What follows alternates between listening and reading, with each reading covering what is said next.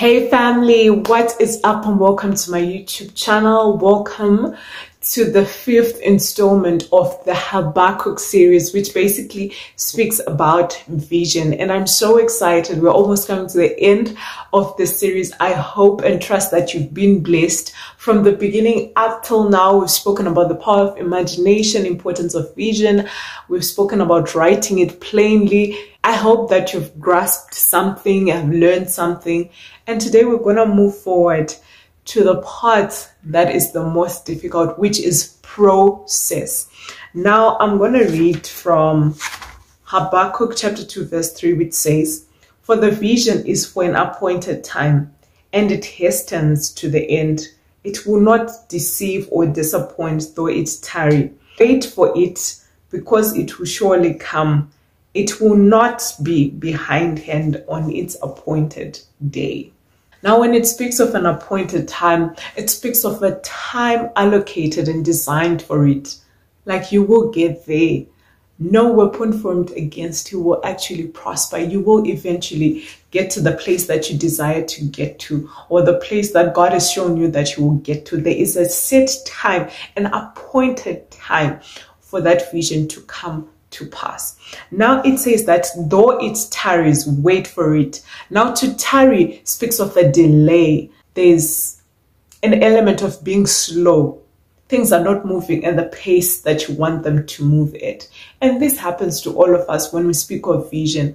Like, come on, sometimes it seems like it's taking so long. Like, you want to get to 1K subscribers, but it seems like it's taking 10 years.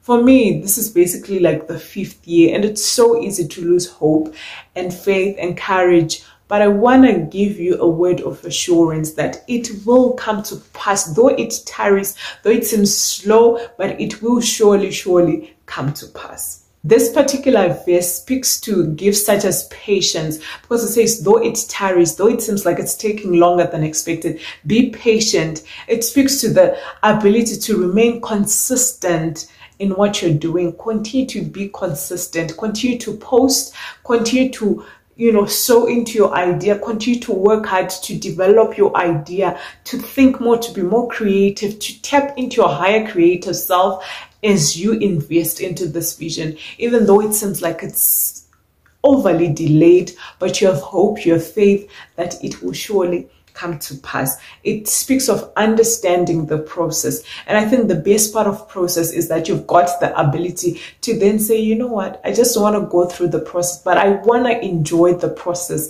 Because you know what, life is basically a process. Because today you're at point A, when you get to point B, you eventually want to get to point C. And between point A and B, there's a process. Between point B and C, there's a process. And we'll only get to point Z when we actually die. So we're constantly in process, we're constantly in motion. So it's so important that we take time and reevaluate. Are we actually allowing ourselves to enjoy the process, not to be participants, but not also beneficiaries of the process?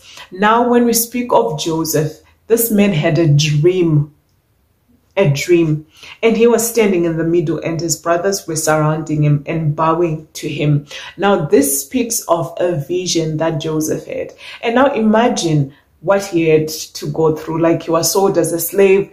He's been in prison, falsely accused by Potiphar's wife for raping her. Like, he went through the most, but all of this was processed. But he understood.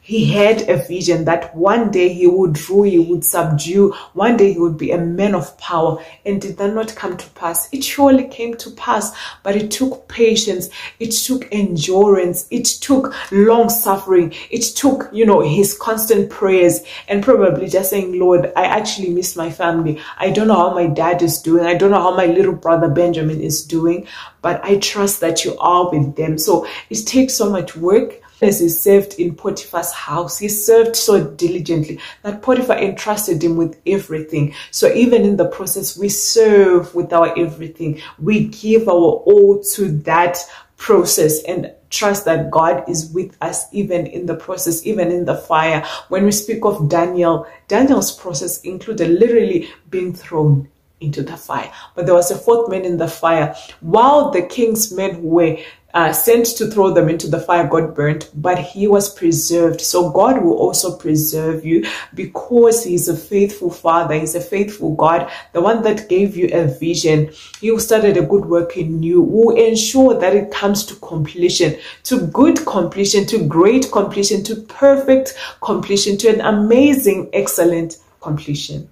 We can speak of the man Jesus, who became a son of man, though he was God, just so that he could also go through the process, be born, have a childhood, grow in favor both with God and men, and also grow, in stature as well. He also went through the process. He went through persecution. His own disciple let him down. They wanted to persecute him many times before his actual death, and he still endured that same process. So I would just want to give you a word of assurance that indeed you can do it. God is with you. God will give you the strength required to ensure that you fulfill your deepest heart's desires. And I'm so excited for what God is about to do in your life. So stay blessed. I know that you can conquer the process, that you will enjoy the process, that you will actually grow and develop standout character as you go through the process of, waiting on your vision and trusting God and putting in the work. I know that God will ensure that you come out on the other side. So I hope that this video blessed you. Until the next video, bye.